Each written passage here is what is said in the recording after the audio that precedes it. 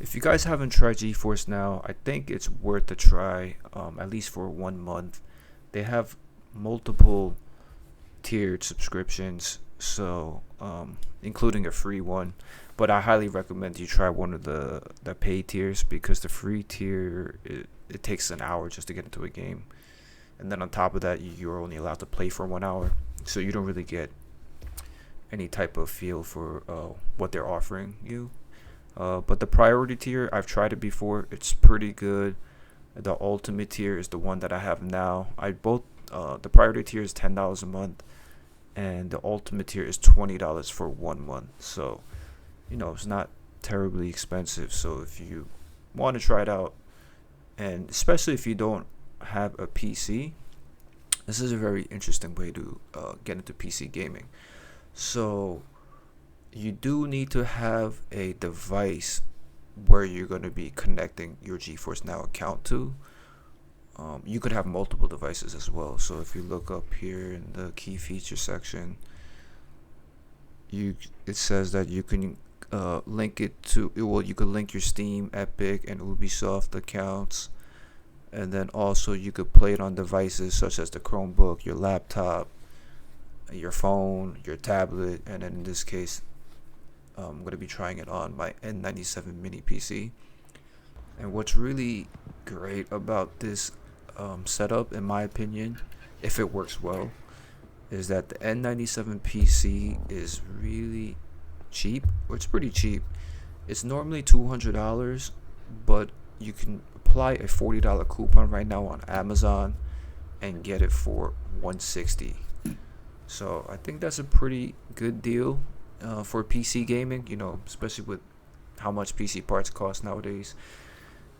Um, so yeah, I'll leave the link below in the description if you're interested. You could get a better one if you wanted to, if you want to get like a little bit of a higher performing PC.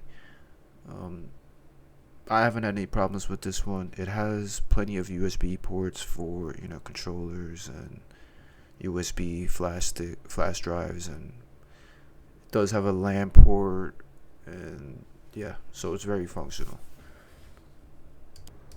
Now, getting into the actual setup of GeForce Now, you're just gonna have to go download the app on the website, um, like you would on a PC, and then click on the icon on your desktop to open it.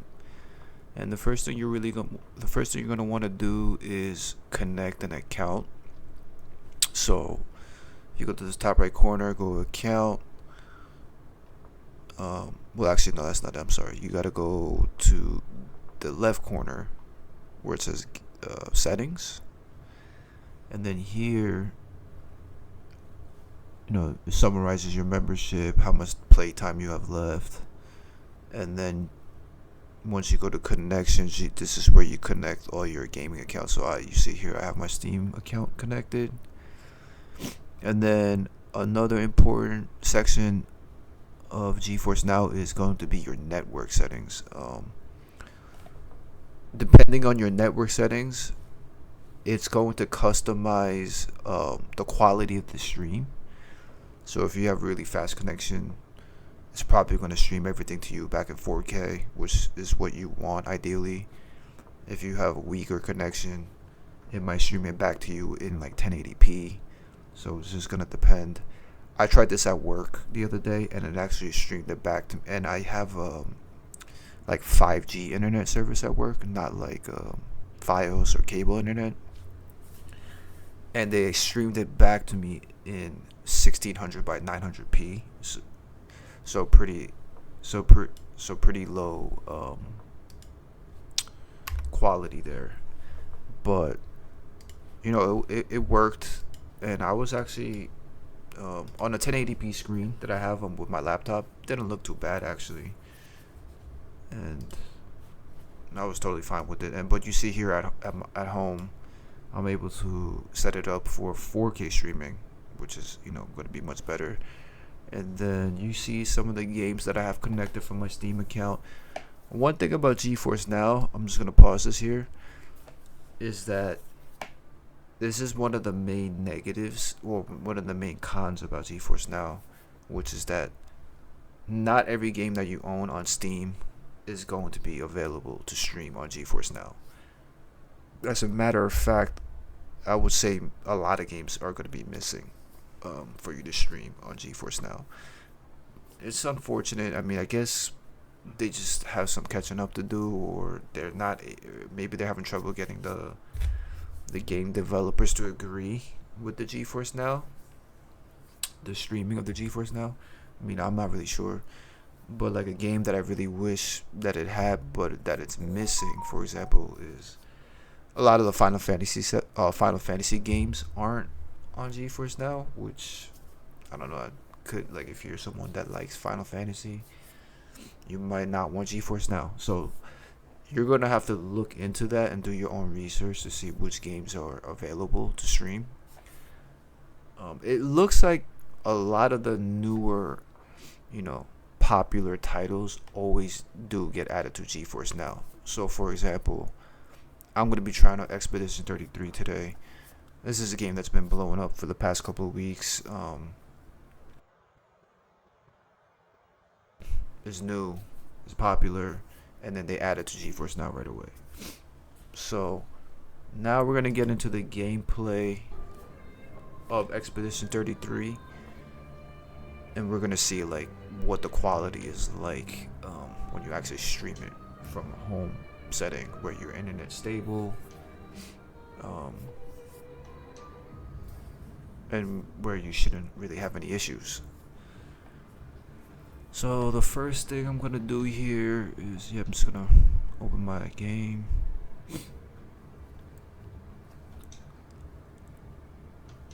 If I'm not mistaken, I think I messed around with the settings a couple of times, just because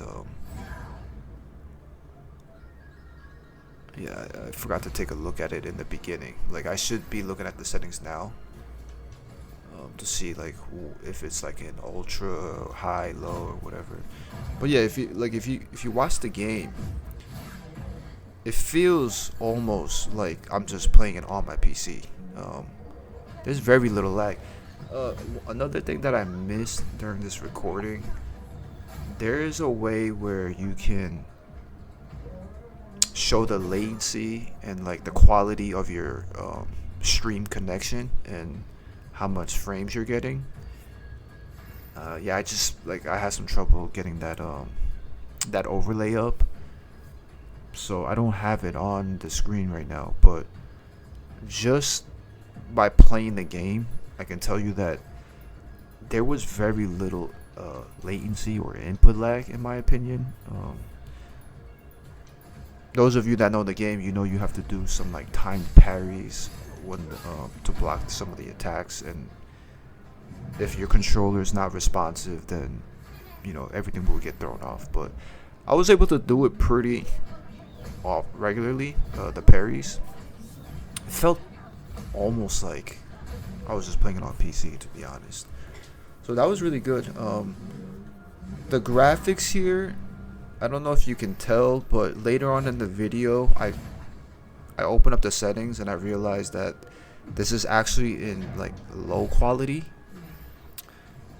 and that's why. And I noticed it too while I was playing it. I thought that it didn't look the sharpest, but I do turn it up to 4K later, and you can see how it looks when I do that. And now I forget how much further into the gameplay it is, but it'll come up. And overall the gameplay felt great. I had no issues whatsoever. This game would be an example of why you would want GeForce Now. Like, if you don't have a PC, don't have a console, PS5, Xbox, those are all like $500 now. You can play this type of game on your TV with a $160 mini PC, and I think that's an interesting option. I get that it's not like I don't know how to explain it. It's like it's just streaming setup, game streaming setup. So it's a little bit different. from like actually playing it directly on like a console or on a PC that you built.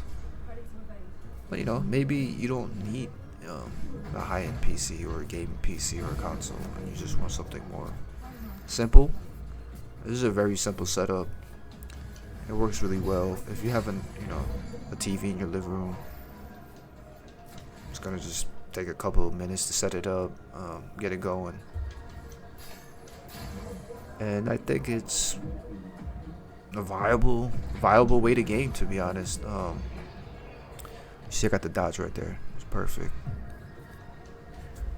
One thing to keep in mind, however, is that while this game is an example of a game that runs well on GeForce Now, some games that are not really ideal for GeForce Now are a lot of the FPS or multiplayer games, because those games are so reactionary, where like it requires high sensitivity with your aim and your responsiveness and all that, like a Call of Duty or a Fortnite or maybe even a game like Halo. Those games are probably not the best for GeForce Now. I mean, you can play it, but because you're connecting to a cloud streaming service, essentially, you're not and not directly to the game server. There's going to be a little bit of input delay. I actually tried it before with Call of Duty, but I did have the mid tier plan and not the ultimate. So I don't know if maybe that made a difference or not. But I remember there was noticeable lag when playing with when I was playing Call of Duty. So wasn't a real big fan. I wasn't really a fan of that, and I probably wouldn't recommend it for games like that. But if you're more into like single story mode games, or maybe an extraction shooter where it's a little bit slower paced, you know, it could work out. I mean, you would have to try it out. I mean, that's why it's worth trying it out for 1 month. You know, it's $20. But then again, and you know, try it on a device that you own already, like your phone, I guess, or maybe a tablet, just to get a feel for what it's like. And then if you feel like you like the performance and it feels responsive enough for you, then yeah, you could go out and get like a mini PC like that I have here, or you know like a higher end tablet could also work. There's a lot of options. Maybe a cheap laptop. Those would all be like good options for GeForce Now. Yeah, so I'm not sure exactly what happens here. I think I'm just like, I was looking for the like mime looking character. I saw him in here when I was here last time, but I couldn't recall where I found him. I never ended up finding him. He's pretty hard to beat either way, but didn't get a chance to fight him again, which is unfortunate. And yeah, so I'm gonna skip ahead a little bit. Alright, so I finally got to the part of the recording where I realized that I did not have the graphics turned all the way up. If you look right here, it was set to performance mode, which is like the lowest mode. I'm not sure why it was like that, because I think I tested the game before and it was in quality mode. So I just kind of assumed it was. But anyhow, I turned it back into quality mode, and I don't know if you could tell, like, it almost instantly looks better than what it looked just a second ago. Let's see if I can do a quick side by side right there.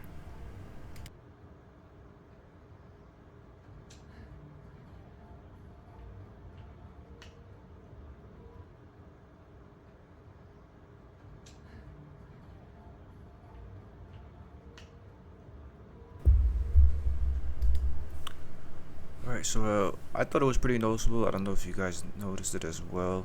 It just definitely looked way clearer more sharp. And if you look in the top right corner of my TV, there's an FPS counter on there. It's the Steam FPS counter. I believe it's around like 70 to 80 the whole time, which is pretty good. One thing about the FPS though, although I didn't notice anything like stuttering. I didn't notice any like stuttering or anything like that. But the GeForce Now stream doesn't activate the VRR on my TV. Whereas the PS5, for example, when I turn that on, it automatically activates the VRR. For some reason, the stream does not.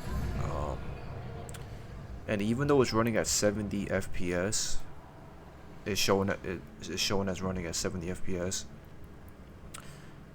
And the TV is locked. And then if you look at the settings, because if I don't have it up right now, but if you go into the connection settings that we were in at the in the beginning of the video, there's an option there where you can choose the FPS.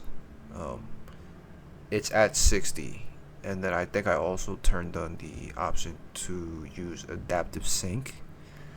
So, but the fact that my VR is not working, I think what's happening is that the game is just pretty much locked to 60 FPS.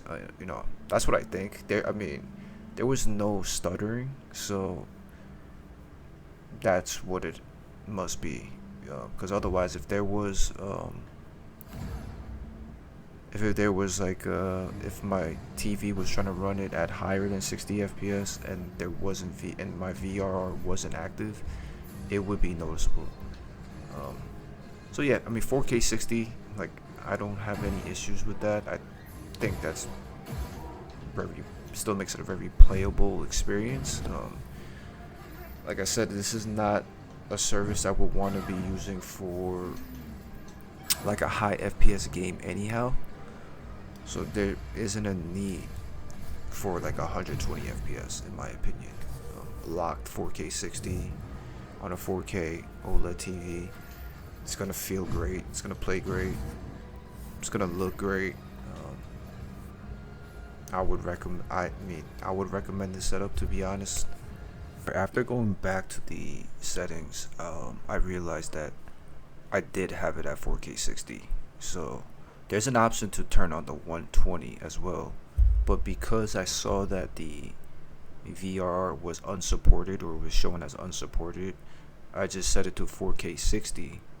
And even though the game is running at 70 to 80 FPS, locking it to 60 has basically given me a stutter-free experience.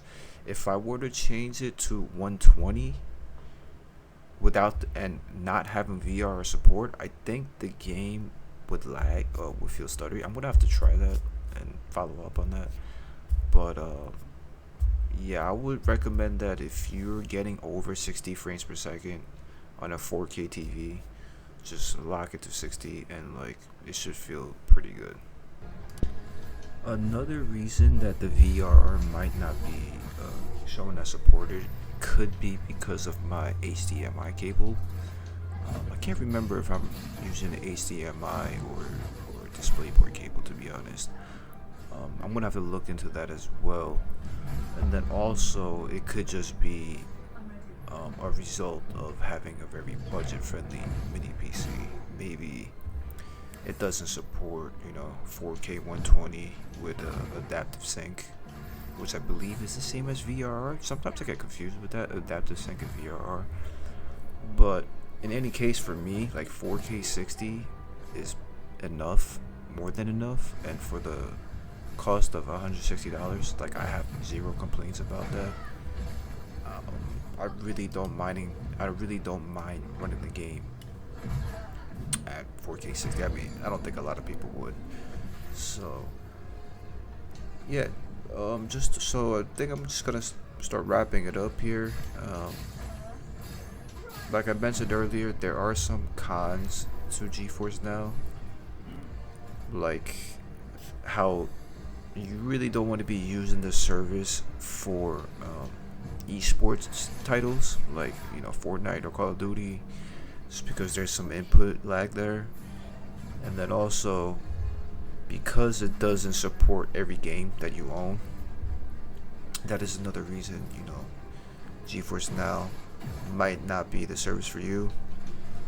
But if you go to the Geforce Now game list and you find games that you own are on there, or you decide that you're only going to play the games that are on Geforce Now, yeah, I think this is a great service, honestly. If this is your main gaming setup, it's a very good setup as long as you have good internet.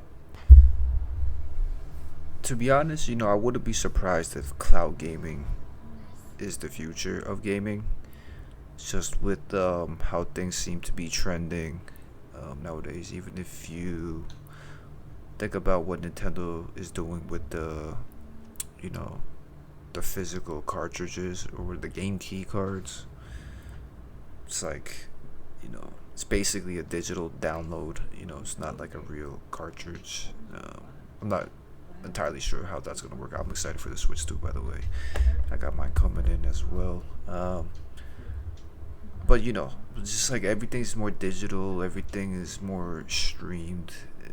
Like create less waste, I guess. I don't know exactly what the reason for it is, but if it works this good now and it keeps improving, and it just keeps getting better, I wouldn't see a reason why not to game like this, though. Even if it's your only way of gaming, I think it's a great option. But what I'm worried about in the future, though, is that the price of the plans and whatnot of the service is gonna start going up. So maybe it'll just make sense to go back to a PC. I don't know.